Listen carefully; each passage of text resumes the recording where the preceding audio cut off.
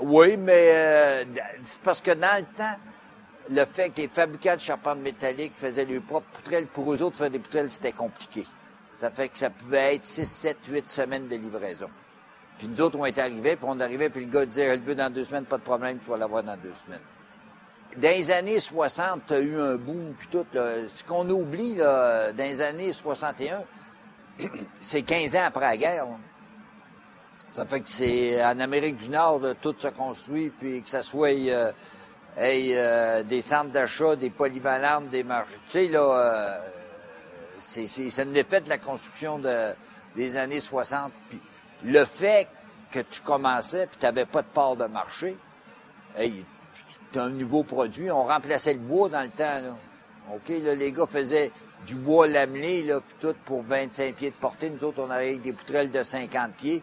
On mettait du pontage métallique au lieu de mettre du 2x4 sur le camp. Ça fait qu'une bâtisse, mettons, de 50%, ce qui prenait en bois peut-être un mois à monter. Nous autres, dans 3 jours, c'était fait. À moitié prix. Hey, ça a pris 8-9 ans.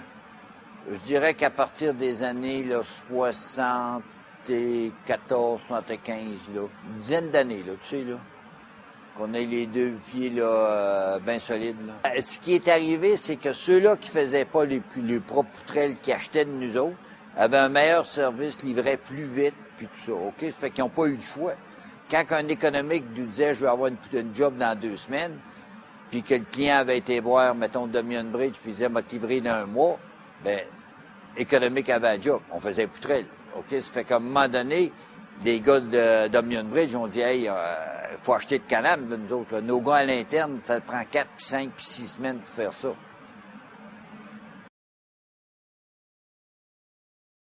On a commencé en Ontario dans les années, je te dirais dans les années 75, à partir de 75, pour finir avec une usine en 84.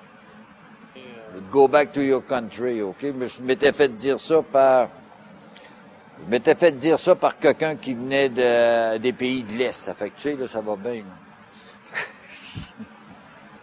Je retournais. OK. Donne un prix. Si tu as pris le meilleur, tu as un meilleur service, à un moment donné, il n'y a pas le choix, il achète de toi. Puis Dominion Bridge ont été allés voir pendant 1 an de temps. Ils n'ont jamais rien acheté. À un moment donné, ils sont tellement dans la merde avec un projet. Ils disent, hey, on va l'appeler, puis on va voir. Ils me demandent un prix pour une job à Niagara Falls avec 60 tonnes, si ma mémoire est bonne, 2 semaines de livraison. Puis j'ai dit, correct, pas de problème, on va en faire. Puis ils étaient certains, parce qu'ils étaient plus gros, les meilleurs, puis on était toute une gang de pas bons, nous autres. Et puis 2 semaines après, on a livré la job, puis tout. Puis là, ils ont commencé à se gratter la tête. Puis avec, dans les années qui ont suivi, à un moment donné, on avait 100% des ouvrages. Oui, on a décidé de faire peut-être un 100 ou 150 pieds de plus long durant la construction, mais écoute-moi bien, là, les poutrelles qui sont mises dans le dernier parti étaient faites dans l'usine.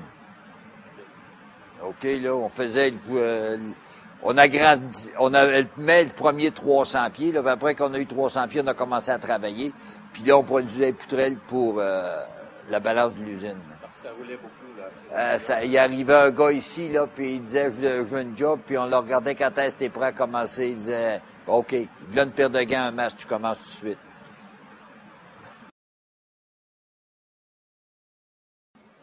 Non, ben le succès, le bien de l'entreprise passe en premier. Ça, là, que ça soit pour les employés, les actionnaire, que ça soit pour l'ensemble de ceux qui vivent de la société. Il faut que tu aies la meilleure personne. Faut que la décision soit prise pour être bien l'entreprise.